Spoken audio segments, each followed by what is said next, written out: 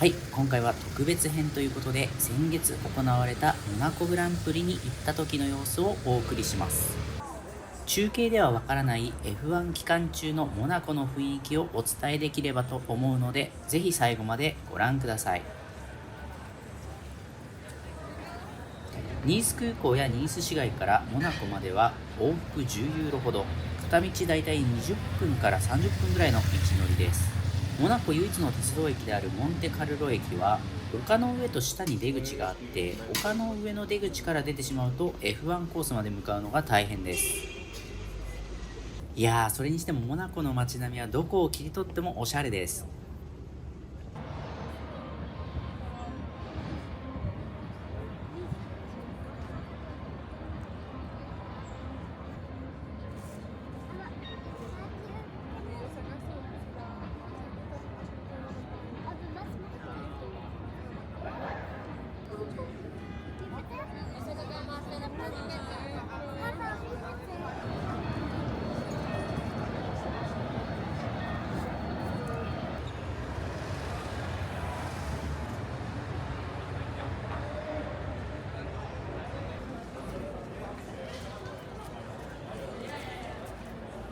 少し市街を探索してみたんですが、普通に街中のお店でクルーザーやプライベートジェットが売ってます。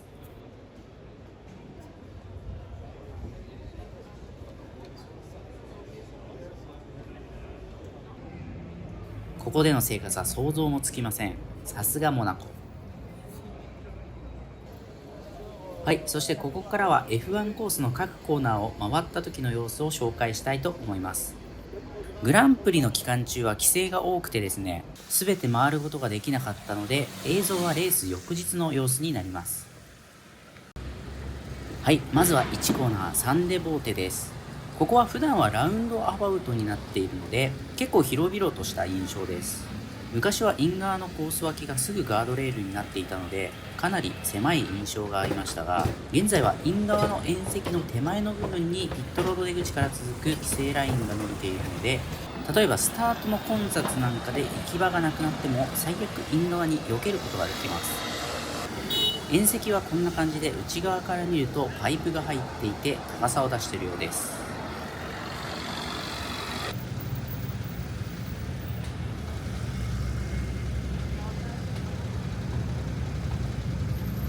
そして続いて丘を駆け上がるボーリバージュからカジノ前に向かう緩い左コーナーマスネンに向かうエリアを歩いていきます。ここからはかなり急激な上り坂です。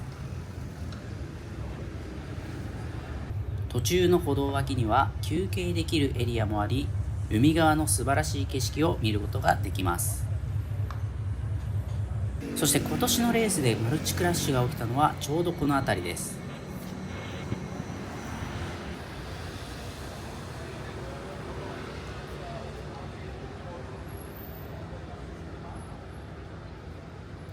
そして丘を駆け上がると有名なカジノ・デ・モンテカルロを回り込むように右コーナーが続きます。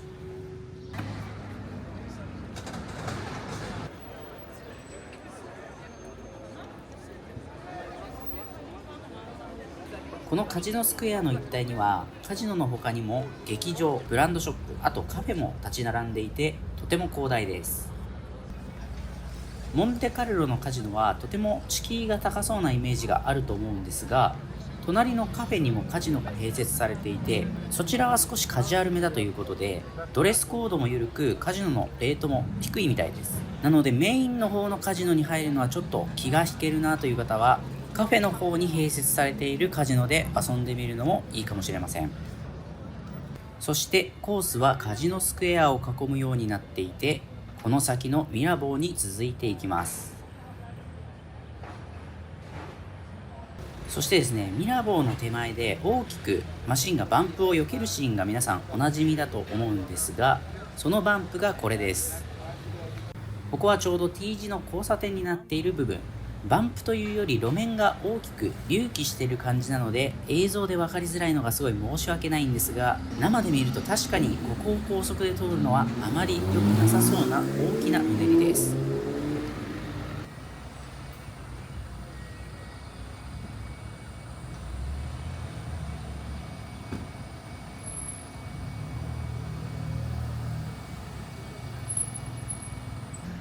そしてここがミラボーですが、ここもかなり下っているのがわかると思います。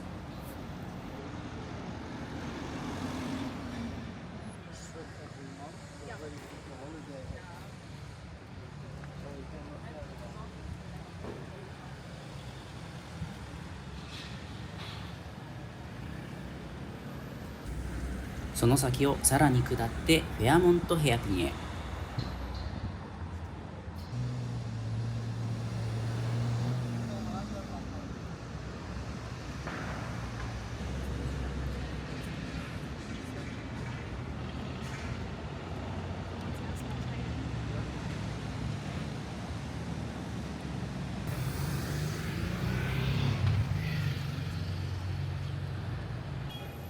これが有名なフェアモントヘアピン。ご覧のようにかなりタイトなヘアピンで F1 開催コースの中では最小半径のコーナーになります。ここを曲がる必要があるので、モナコでは各社ステアリングの切れ角を大きくして挑むと言われています。そしてコーナーの名前の由来はこのコース前にあるフェアモントホテル。ここはですね、もともと地下に駅があって、当初はステーションヘアピンという名前だったんですが、駅が移転したこともあって、その後は目の前にあるホテルの名前が付けられるようになりました。ホテルはかつてローズホテルという名前だったので、ローズヘアピンという名前になっていたんですが、ホテルがリブランドして名前が変わるたびにコーナー名も変わっているというわけです。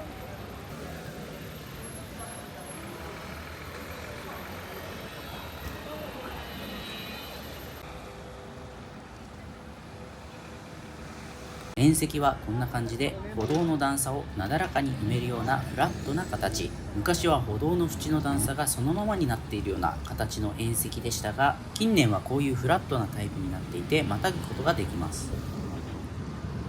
そしてヘアピンからポルティエに向かう前の右コーナー、ここも縁石が歩道の段差を埋めるタイプ。ここは結構 F1 でも歩道の部分まで使うラインを取ってますよね。ただこの歩道はウエットだと結構滑りそうです。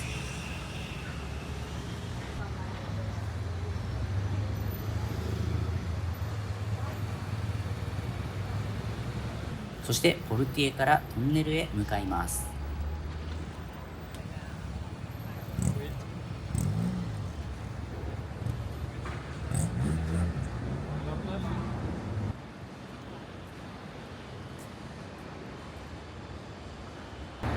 そしてモナコ名物の一つでもあるトンネルに入っていきます。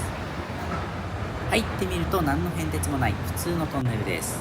トンネルの出入り口付近は暖色系のライトで、トンネルの中央部分は白色だけのライトになっています。日本の高速道路でもトンネルの明るさになれない出入り口付近だけ暖色系のライトが使われる場所があると聞いたことがありますが、おそらく同じ理由だと思います。そしてトンネルを抜けると、ここがヌーベルシケイン。レース翌日にはもう縁石を撤去していましたね。コーナーの頂点部分だけ立体の縁石を設置して、それ以外の部分はペイントで済ませているようです。かつては左右と切り返す高速の試験でしたが、1986年の改修で現在のような回り込むレイアウトに変更されました。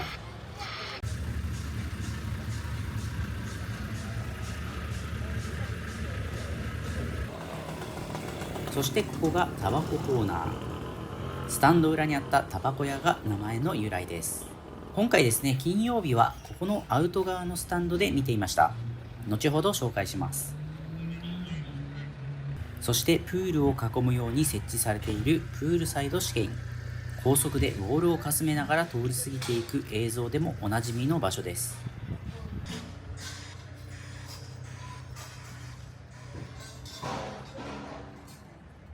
予選だとかなり攻め込むセクションですが、その分クラッシュも多い場所。現在は縁石から壁まで少しスペースがある箇所もありますが、かつてはここもギリギリまで壁がせり出していて、今のように縁石を大きくまたいだラインを取ることはできませんでした。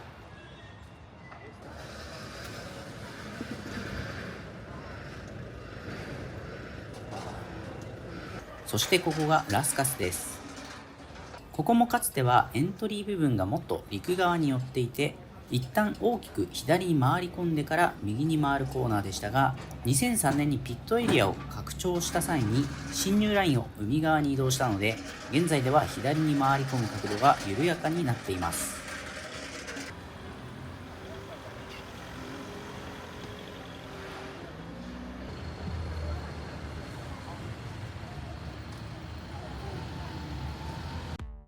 はい、そしてここからはプールサイド付近にあるモナコ対抗のコレクションが展示してあるという自動車博物館にあった歴代 F1 マシンを紹介したいと思います。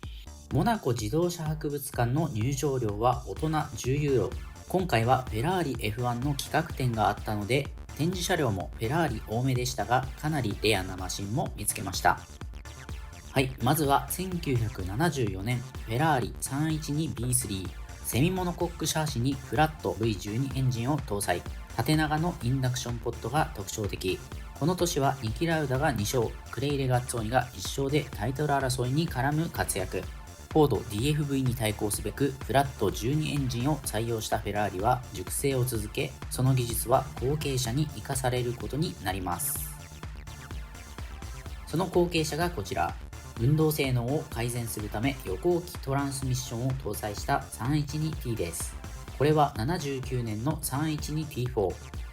ジョディ・シェクターとジル・ビルヌーブのコンビでダブルタイトルを手にしたマシン。当時のトレンドであるグランドエフェクト構造を採用していますが、横幅が広いフラットエンジンを搭載していたので、エンジンの排気レイアウトやサイドフロアの構造はかなり苦労があったようです。フロント周りのアッパーカウルもサスペンションアームを覆うような形状になっていて、より積極的にフロアへの空気を取り込もうとする意図が見えます。そうした設計のためか、フロントウィングのマウントの形状は少し独特。当時もこのフロントノーズの形状はあまり評判が良くなかったと言われています。そしてこちらがフェラーリ F1 初のターボ搭載車 126CK です。ここまで紹介したマシンのデザイナーは全てマウロ・フォルギエリですが、この年チームに加入したハーベイ・ポスルスウェイトによれば、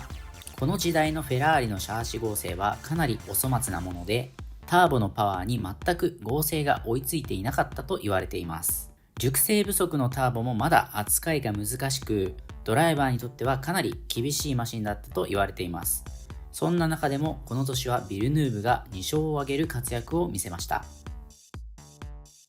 はい、そしてイモラの動画でも紹介したバーナード設計の640。こちらはイモラにあった640とは異なり、シーズン途中から登場したモデルで、ドライバーの頭上にインダクションポットが配置されています。これは適正なラム圧を得るための改良。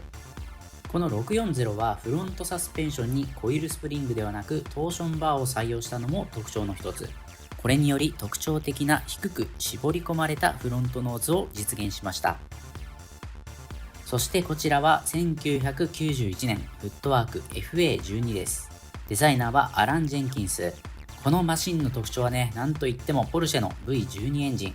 ターボ時代の V6 を2機つなげたような設計で、クランクシャフトの中央から動力を取り出すセンターテイクオフ方式を採用した油枠付きのエンジン。重量も190キロと当時のホンダやフェラーリの V12 よりも数十キロ重いというものでした。案の定ですね、このエンジンはパワーも信頼性もライバルに大きく劣ってしまい、予選落ちを連発。チームはシーズン途中にエンジンをコスワース DFR に変更する異例の決定を下すことになります。こちらエンジンが見えるようにカウルの一部を透明にしてくれていたんですが、こういうのってあまり失敗したものに対してはやらないと思うんですけどね。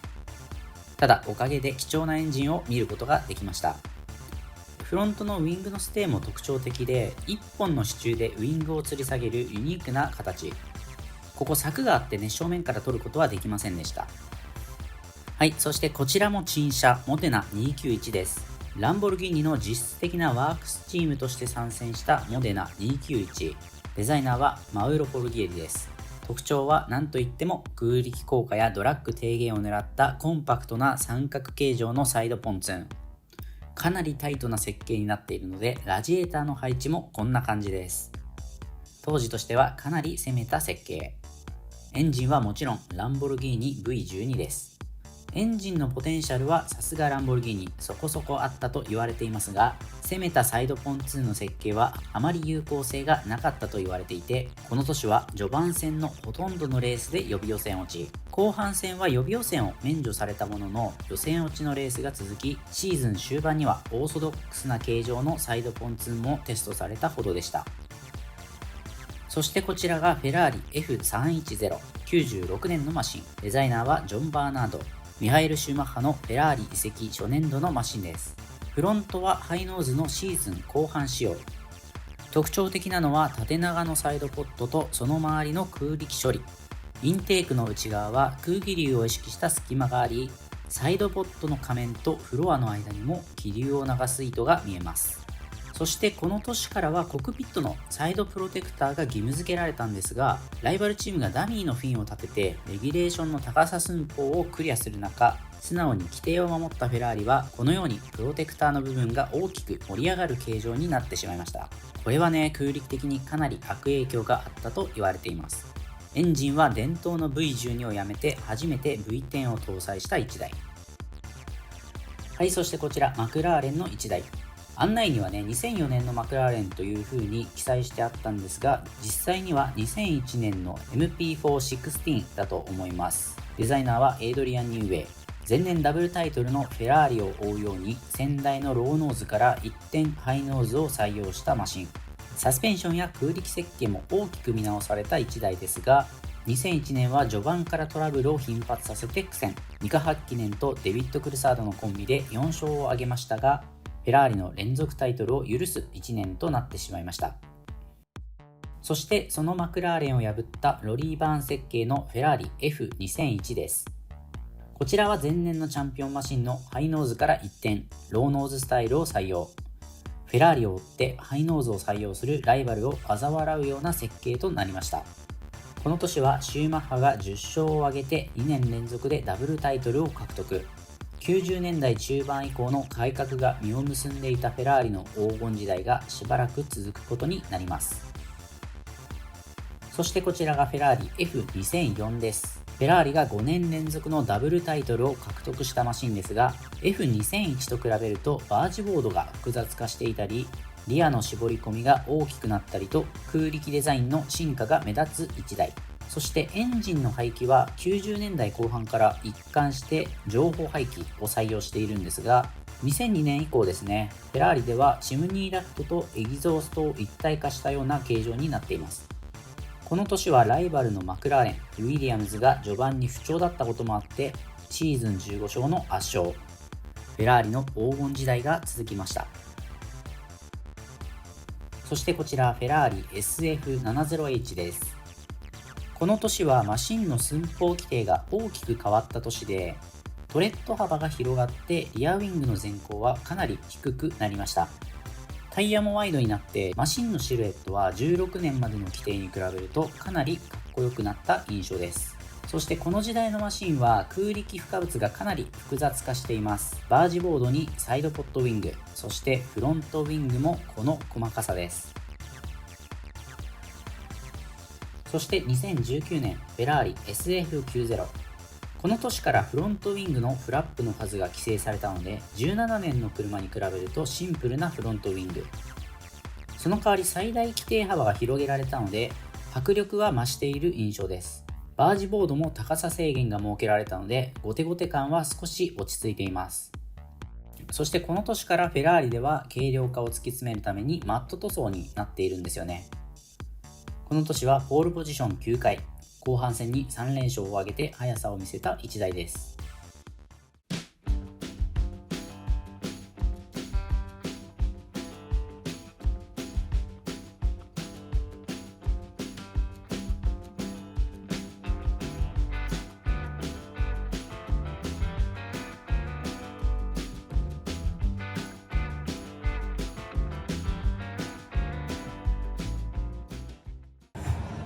はい、そしてここからはグランプリ期間中の様子を紹介します。ここはタバココーナーの先に広がる T スタンド。モナコは1日ごとに違うスタンドのチケットを買うことができるんですが、金曜日はここにしました。向かいには無数に停泊するクルーザー、こっちにはさらなる別世界が広がっています。セレブにとっては F1 も社交場です。そしてこれはスタンド脇のレストランのテラス席。マンションのベランダからの観戦もモナコではおなじみの光景。ちなみに当日部屋の入場権利を販売しているマンションもありましたね。なので一般のお客さんでもお金さえあればこうした特等席からレースを見れる可能性もあります。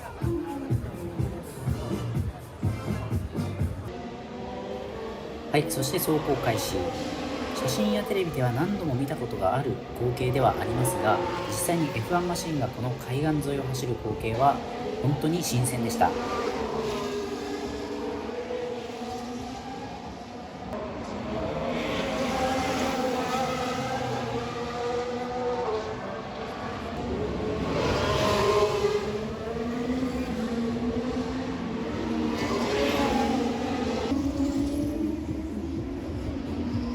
そしてこれは F2 の予選が始まった時の映像ですが、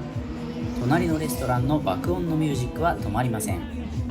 走行セッションも演出の一つといった感じです。いろんな楽しみ方があります。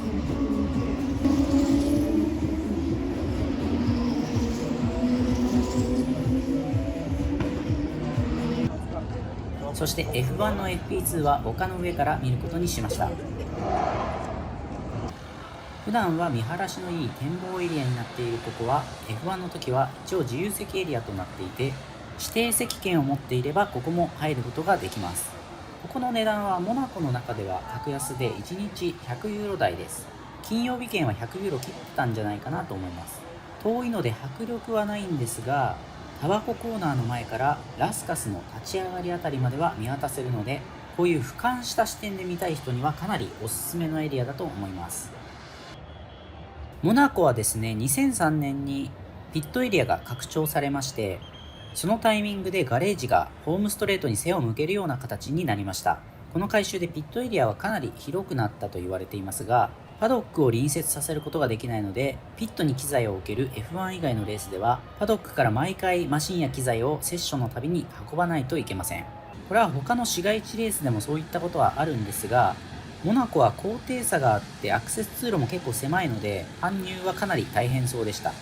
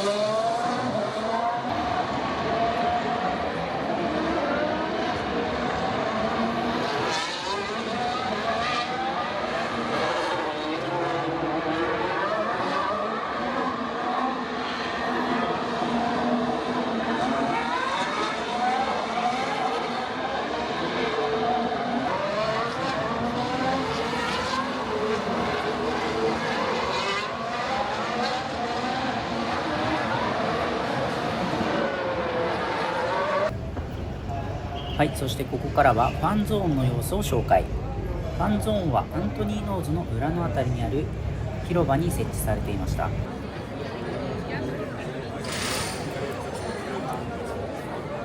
It's one of the smaller fan zones. We've got you jammed in. So let's do a little practice. When the drivers arrive and I do this, what are you going to do?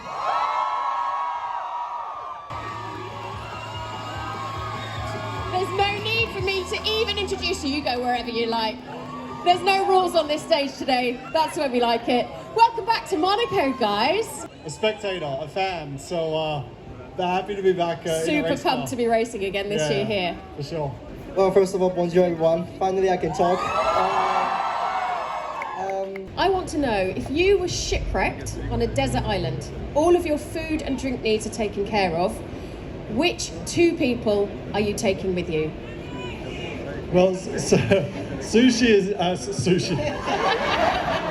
Yuki is definitely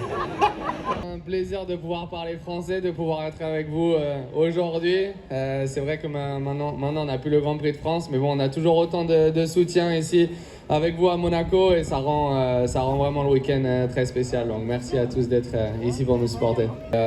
Voilà, après ça reste la même chose et voilà, non, c'est plus ou moins la même chose. C'est juste un des circuits les plus compliqués, mais celui qui te donne le plus d'adrénaline et pour moi mon préféré.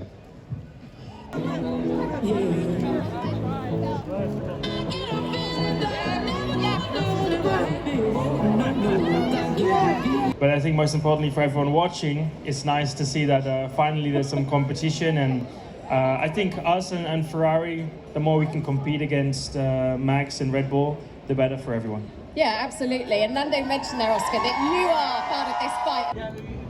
はい、そしてこれが土曜日です。土曜日はピット前のグランドスタンドから見ることにしたんですが、アクセス通路はピットロードの上を横断するような形になります。なので一瞬ですがピットロード側の様子をここから見ることができます。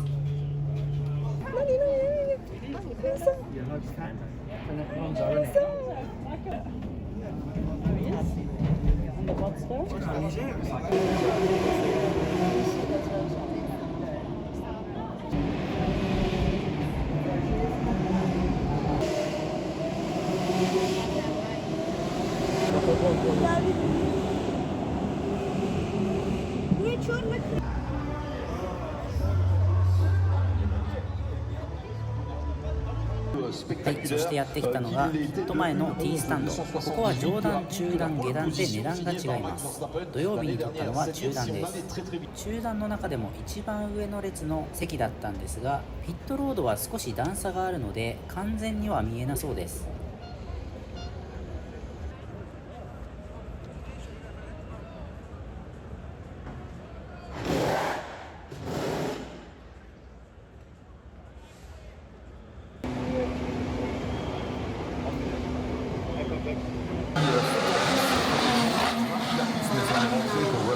Norris, Piastri, Ricciardo, Tsunoda.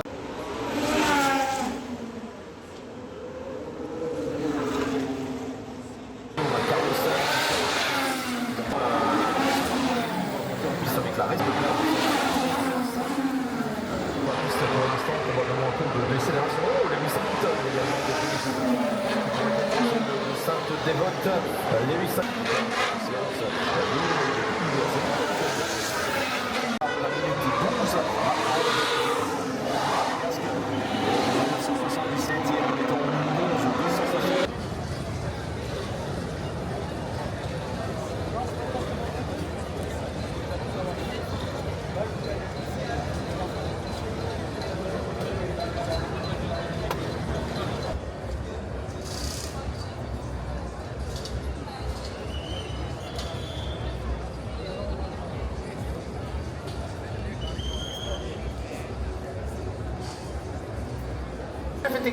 Safety car in pista per il problema, la vettura numero 1 dei favoriti della gara, Aston Martin, che potrebbe valere al primo giro mentre rimangono imbrigliate le posizioni con Bortoleto. You've got no steering off into the barrier. Sì, abbiamo avuto un problema con José Maria Marti con la vettura numero 21 del Team Campos, che già 2 safety car in questi primi 7 giri. La seconda safety car purtroppo per Marti, che l'abbiamo visto finire contro le barriere mentre si lavora per spostare la vettura numero 21 del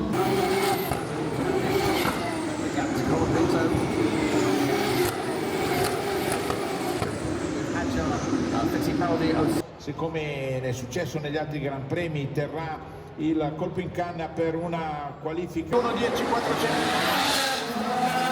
interamente in pista. Charles con la sua Ferrari sta entrando l'altro Charles Leclerc con la sua Ferrari, attenzione, 1-9-1-10, bravissimo Charles, lì davanti ancora con 174 millesimi.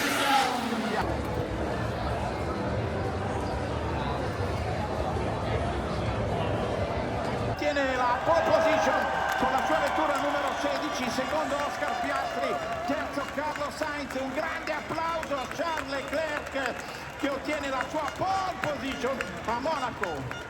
Posizione battuto anche da Norris, da Russell, da Sainz, da Piastri e lì davanti un grandissimo Stroll.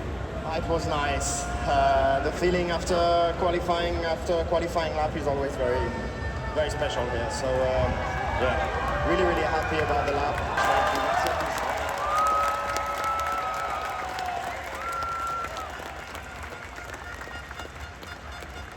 はい、そしてこれが日曜日の様子です。日曜日は本当はね行きたかったスタンドがあったんですが、席が取れなかったので T スタンドの下段です。ここはピット作業はもう完全に見えないですね。ただ迫力はあります。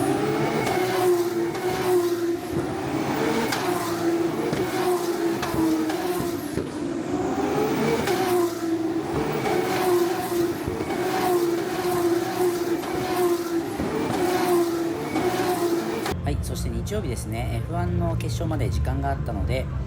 スタンドの裏の海岸の方を少し探索してみました。ラスカスの裏手は F1 のパドックになっています。少し離れた F2 のパドックはかなり近くまで行くことができます。ちょうどこれはフューチャーレースが終わってパドックに戻されるマシンを運搬している様子。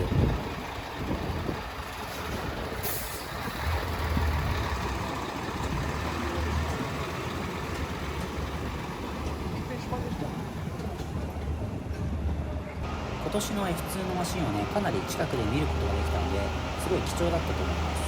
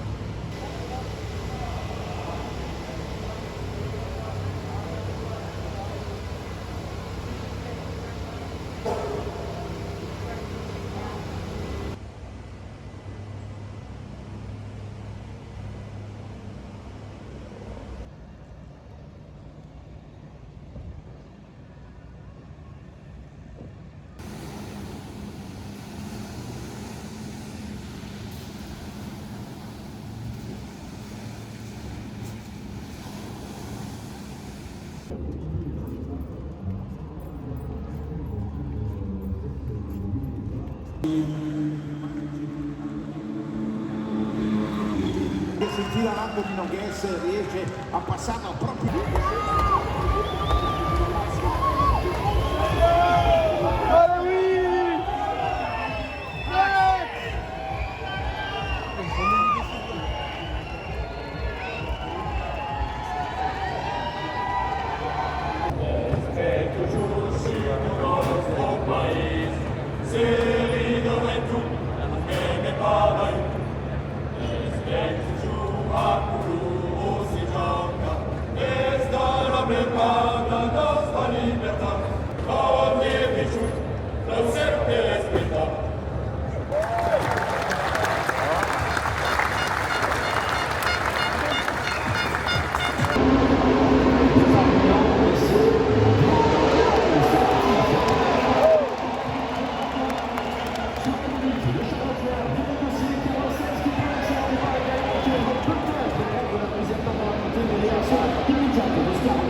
Quindi non riesce a ripartire. Al momento c'è davanti Charles Leclerc inseguito come Piastri, ma bandiera rossa si perde. hier dans la deuxième partie.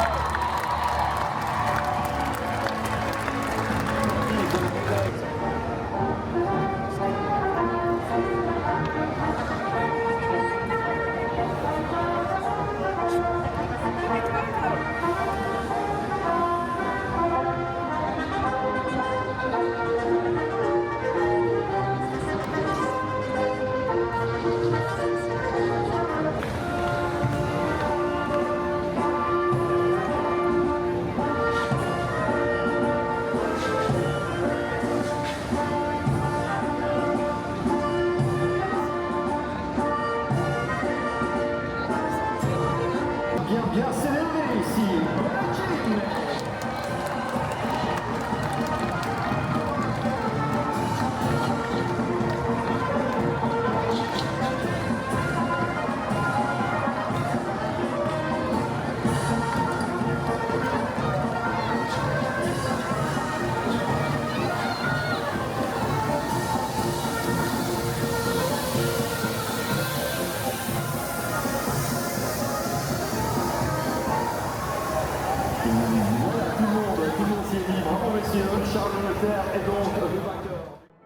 はい、モナコの F1 終了です。今回初めてモナコに行きました。